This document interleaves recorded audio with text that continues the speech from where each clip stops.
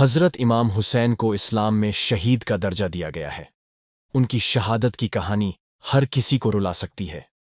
इमाम हुसैन की याद में ही मुहर्रम के महीने में उनकी शहादत को याद किया जाता है। हज़रत इमाम हुसैन इंसानियत, प्यार और बहादुरी की मिसाल है। उनके करबला में शहीद होने की किस्से कई हदीसों में आए हैं। हज़रत इमाम हुसैन का जन्म कहाँ हुआ था? हज़रत इमाम हुसैन पैगंबर हज़रत मुहम्मद सल्लल्लाहु अलैहि वसल्लम के नवासे और अली इब्ने अबी तालिब, हज़रत अली और हज़रत फ़ातिमा के बेटे थे। हज़रत इमाम हुसैन का जन्म इस्लामिक कैलेंडर के हिसाब से 3 शाबान सन 4 हिजरी और अंग्रेज़ी के हिसाब से 8 जनवरी 626 ईस्वी में मदीना में हुआ था। हज़रत फ़ातिमा आप पैगंबर हज़रत मुहम्मद की बेटी थीं। इस हिसाब से हज़रत इमाम हुसैन पैगंबर हज़रत मुहम्मद के नवासे थे। हज़रत इमाम हुसैन की कुल 6 औलादें थीं, जिनके नाम कुछ इस प्रकार है। इमाम ज़ैनुल आबिदीन अली अल अकबर इब्न अल हुसैन अली अल असगर इब्न अल हुसैन, इमाम जाफ़र फ़ातिमा सुगरा बिन्त हुसैन, सकीना बिन्त अल हुसैन। हज़रत अली की हत्या के बाद मुआविया ने शासन किया, गद्दी पर बैठा, यानी इलाके का खलीफा नियुक्त हुआ। उस वक्त हज़रत अली के बेटे हसन और हुसैन ने अपने पिता की हत्या के बाद मुआविया के शासन को स्वीकार लिया था। लेकिन मुआविया की मौत के बाद उसका बेटा यजीद सत्ता हासिल करना चाहता था, जो कि बहुत क्रूर और अत्याचारी शासक था। मुआविया की मौत के बाद इलाके के लोग हज़रत इमाम हुसैन को खलीफा बनाना चाहते थे, लेकिन यजीद ने लोगों में दहशत फैलाकर और पैसा देकर इलाके पर कब्जा कर लिया था। यजीद एक बहुत चालाक शख्स था। उसने सत्ता हासिल करने के लिए डर और दहशत वाला बहुत गलत रास्ता चुना। इलाके के सारे लोग हज़रत इमाम हुसैन को खलीफा बनाने के पक्ष में थे, लेकिन यजीद के डर से चुप रहते थे, जबकि खलीफा बनने का हक़ सिर्फ हज़रत इमाम हुसैन को था।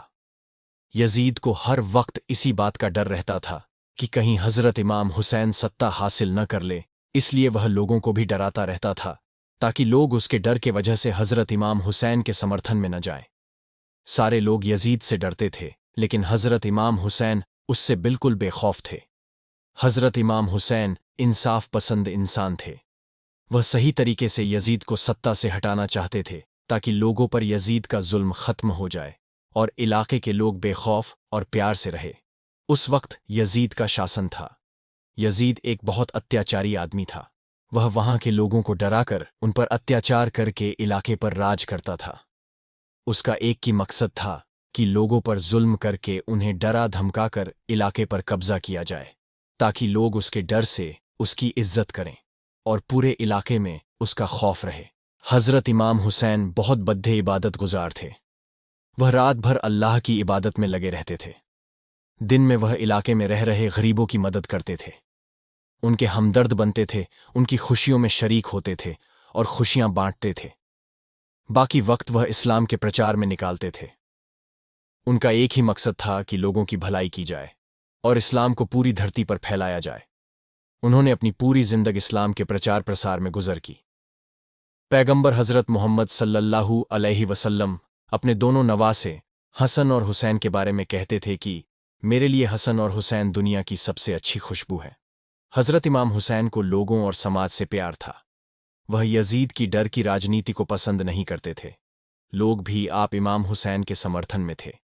यजीद को जब इस बात का एहसास हुआ कि लोग आपके समर्थन में हैं, उसने सोचा कि अगर हज़रत इमाम हुसैन भी उसका समर्थन करेंगे तो लोग भी उसका यानी यजीद का समर्थन करेंगे।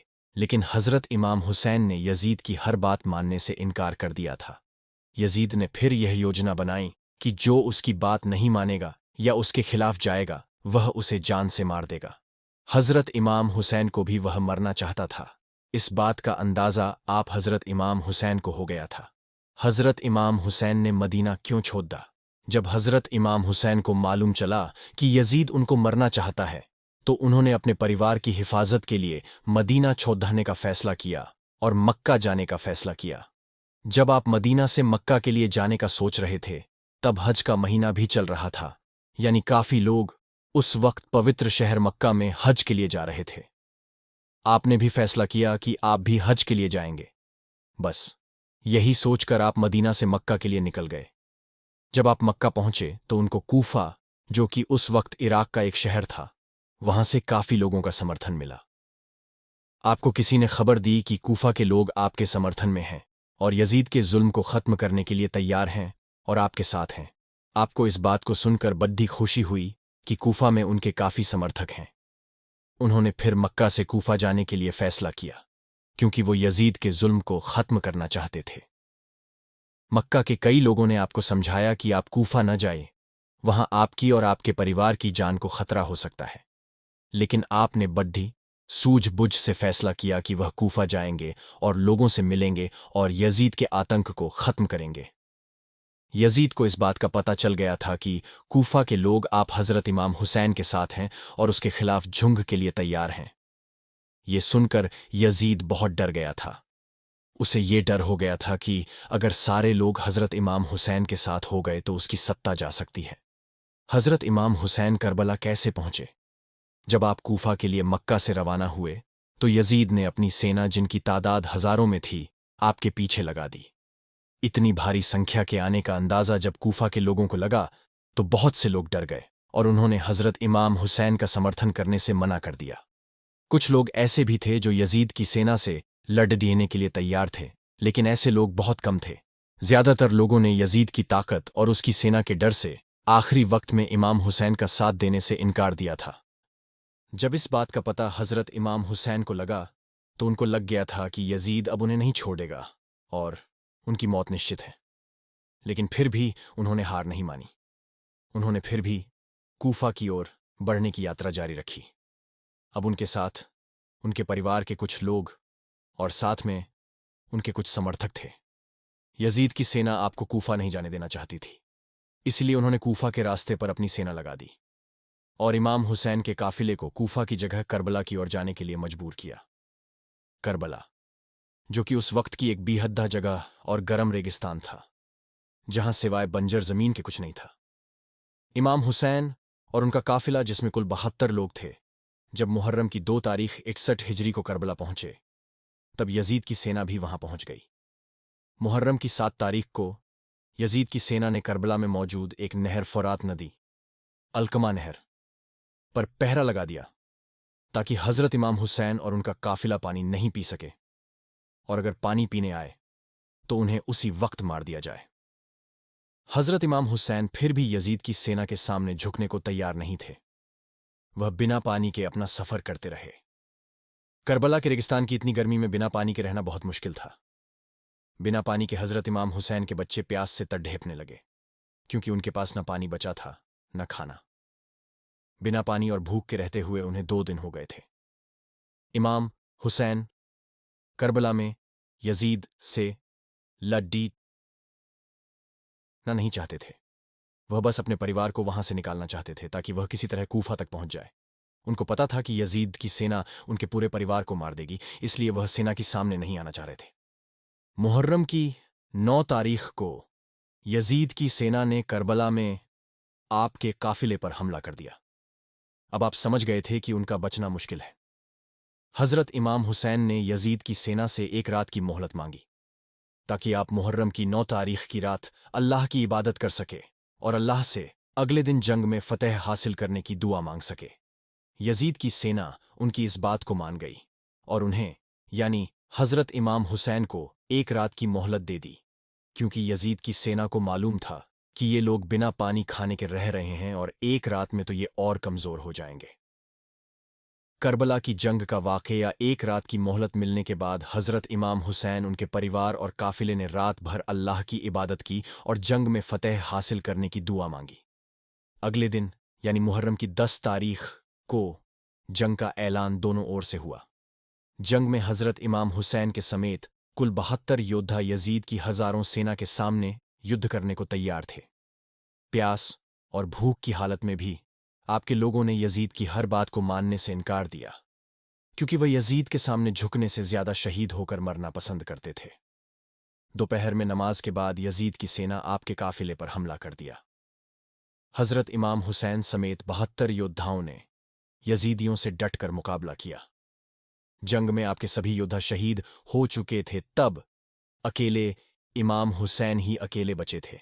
बाकी कुछ महिलाएं, जिनमें एक आपकी, यानी हजरत इमाम हुसैन की बीवी भी थी, वह तंबू में थे।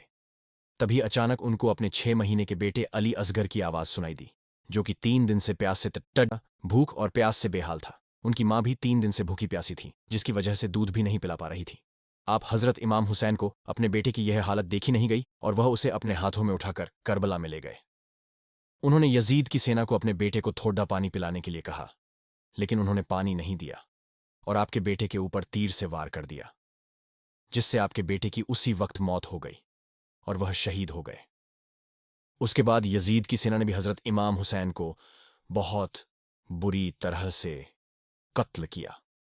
इमाम हुसैन के शहीद होने के बाद उनका घुड्डा, जिसका नाम जुलजनाह था, वह तंबू में आया। उसके जिस्म पर खून के निशान थे, वह जख्मी भी था। तंबू में आते ही वहां मौजूद महिलाएं समझ गई थीं कि हजरत इमाम हुसैन शहीद हो चुके हैं। हजरत इमाम हुसैन के शहीद होने के बाद उनके घुड्डे जुलजनाह के साथ क्या हुआ, इसका कोई जिक्र या इसका कोई साबुत किताबों में नहीं आया है। यजीदियों ने तलवार से आपका मुबारक सर काटकर गली मोहल्लों में घुमाया था। उनका जुलूस निकाला गया था। ये देखकर हर किसी की आंख में आंसू थे, सिवाय यजीदियों के। खैर, इमाम हुसैन की शहादत को इस्लाम कभी भुला नहीं सकता। इनकी ही याद में मुहर्रम के महीने में मातम किया जाता है और हजरत इमाम हुसैन और उनके परिवार की कुर्बानी को याद किया जाता है। हमें भी चाहिए कि मुहर्रम के महीने में उनकी शहादत को याद करें। मुहर्रम में ताजिया निकालकर ढोल नगाड़े बजाकर यजीदियों जैसे काम न करें। जितना हो सके भूखे प्यासे लोगों को खाना खिलाएं। मुहर्रम की 9 और 10 तारीख को रोजा रखे और इमाम हुसैन की शहादत को याद रखे।